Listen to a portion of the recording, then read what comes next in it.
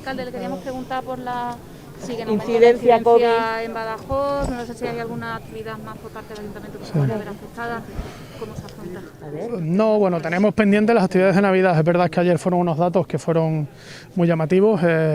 Más de 400 contagios en la ciudad, también debido obviamente a los cribados que se han iniciado. Aunque no responde solo a los cribados, está claro que hay una incidencia acumulada en la ciudad que sube. Tenemos que estar atentos y vigilantes, tenemos una serie de actividades navideñas, hay algunas en las que ya, como consecuencia de los datos de ayer, pues nos estamos planteando el reformular, algunas que se puedan reformular, otras vemos más complicado poder hacerlo y por tanto estamos barajando ya sí, y atendiendo a esos datos, la posibilidad de cancelar, que es algo que tenemos que decidir en los próximos días, insisto una vez más, una vez que le traslademos la programación y las iniciativas alternativas o los planes alternativos que nosotros tenemos a salud pública, y a partir de ahí lo que decía estos días no ha variado a pesar de que la incidencia siga subiendo, es decir, tenemos la tranquilidad, no se puede decir la tranquilidad, pero sí al menos el respaldo de los datos, de los números, en el que la incidencia hospitalaria y la ocupación de camas en UCI no tiene absolutamente nada que ver con el año pasado, a pesar de que los datos de contagio son similares, por tanto la vacunación funciona y la situación no es la misma, pero obviamente nosotros ante estos datos, ante estos números, tenemos que tomar decisiones y lo haremos de la mano de salud pública. ¿Cuáles son los eventos que más nos preocupan? Obviamente fin de año y el roscón, ¿no? Con la cabalgata hay alternativas, hay posibilidades de hacer una cabalgata diferente, hay posibilidades de hacerlo además en espacios muy abiertos, intentando asegurar que no haya aglomeración de personas y por tanto nosotros vamos a plantear otras opciones, otras alternativas a la cabalgata tradicional, a salud pública, por si pudiera celebrarse. Creo que es importante también para los niños tener una Navidad y tener la posibilidad de disfrutar de esa cabalgata, ¿no? En cuanto a fin de año es más complicado, es más difícil, no hay alternativas buenas. Y lo veo más complicado en cuanto al roscón, pues algo parecido, ¿no? Que supone una aglomeración de personas además para comer, aunque sea en la vía pública, pero para comer, y vemos más complicada esa reformulación. Aún así, insisto, la situación no es la misma, estamos en continuo contacto y lo que espero y deseo es que la responsabilidad individual impere, que todo el mundo sepa el proceso y el tiempo de pandemia que vivimos, que sean responsables y nosotros desde lo público pues intentar ver soluciones, si es que las hay, en cuanto a las actividades de Navidad, y si no las hay, pues obviamente pues nos plantearemos su cancelación de la mano de salud pública. ¿Cuál sería la alternativa de la cabalgata que se tiene pensada? Bueno, obviamente los itinerarios que se plantean en algún caso son complicados de gestionar porque hay espacios de vías que son más estrechas de lo que sería recomendable, con lo cual la primera de las opciones es modificar el recorrido tradicional y llevarlo a espacios más amplios. Esa es una de las primeras opciones. Vamos a ver cómo evoluciona la pandemia y cómo evolucionan los datos de incidencia acumulada, y la segunda opción, ya por si esos datos no mejoraran, obviamente es hacer otro tipo de cabalgata, sería una cabalgata estática en la que sean los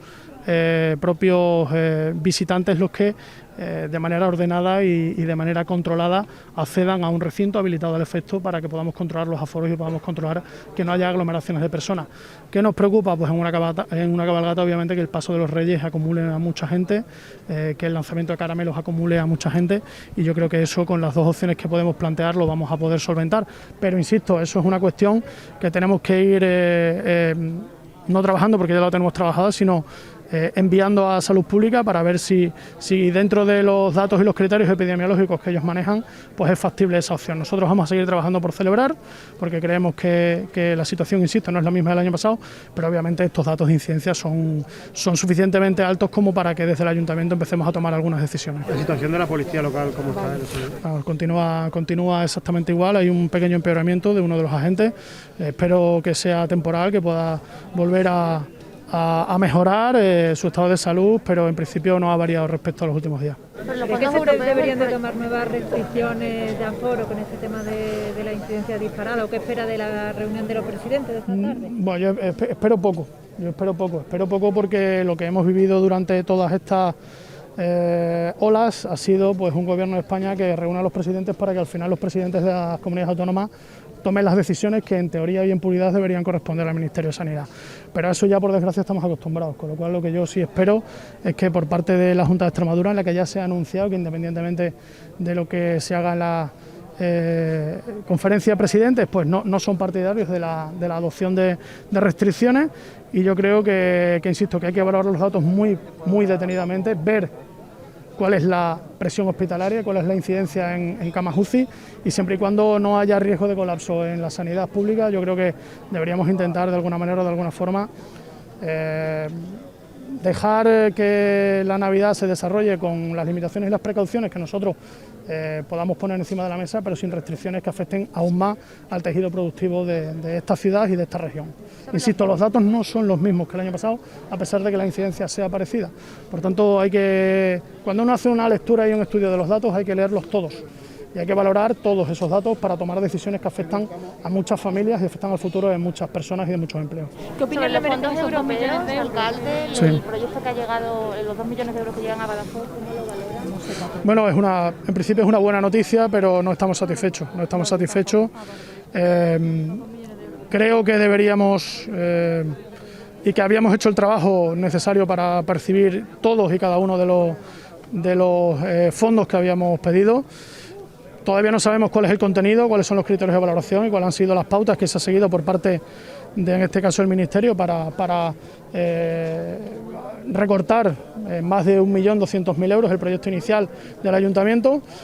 y lo que estamos a la expectativa y a la espera es de poder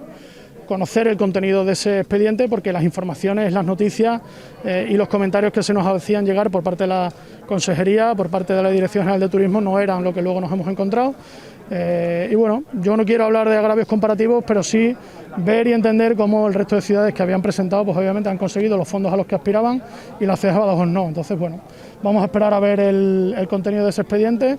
saber el porqué, los datos y las informaciones que se nos han dado, luego no se correspondían por la realidad, y yo no quiero pensar mal, pero es verdad que uno ya pues a veces tiene ciertas dudas cuando ve que a otras ciudades de esta región, con proyectos muy dignos y proyectos muy competentes, al igual que el nuestro, pues sí se le dan y se le asignan los fondos que se les tenían comprometidos, y a la ciudad de Badajoz no. Veremos, pero en principio nosotros no entendemos ese recorte. Aportaremos la parte que falta con fondos propios, porque afortunadamente tenemos fondos propios para poder hacerlo. Creo que es un proyecto magnífico y agradezco desde aquí a todo el servicio tanto de turismo como de gabinete de proyectos, como a Carlos Urueña también y al resto de personal municipal, el esfuerzo que se ha hecho a la hora de redactarlo, pero insisto, veremos cuáles son los motivos, las razones, y a partir de ahí pues ya tomaremos una decisión sobre si protestar o no protestar en algo que yo creo que es positivo, oye, que es un éxito que la ciudad pueda recibir 2 millones de euros para un plan de sostenibilidad turística, pero no es lo que se tenía hablado. ¿Cuánto era el proyecto inicial? En torno a casi a 3,3 millones de euros, por tanto pues ha habido casi 1,3 millones de euros que no vamos a recibir, y por tanto pues tenemos la suerte de tener fondos, pero si no los tuviéramos pues obviamente el proyecto no se podría realizar, porque es un proyecto que estaba ajustado, que es un proyecto completo, que es un proyecto que sin partidas no tiene mucho sentido, que podemos reajustar y podemos readaptar, pero hasta cierto punto, ¿no? Entonces el Ayuntamiento ahí estará para poner la parte que no se ha cubierto y a partir de ahí trabajar en él para que sea una realidad lo antes posible. Respecto a la campana de Espantaperros, no sé si el Ayuntamiento se plantea cambiar las uvas de la Plaza de Altanguilla, que está tocado, hay poco tiempo. No solo hay poco tiempo, sino como decía al principio, yo creo que ahora mismo la situación sanitaria hace que la fiesta de fin de año tengamos que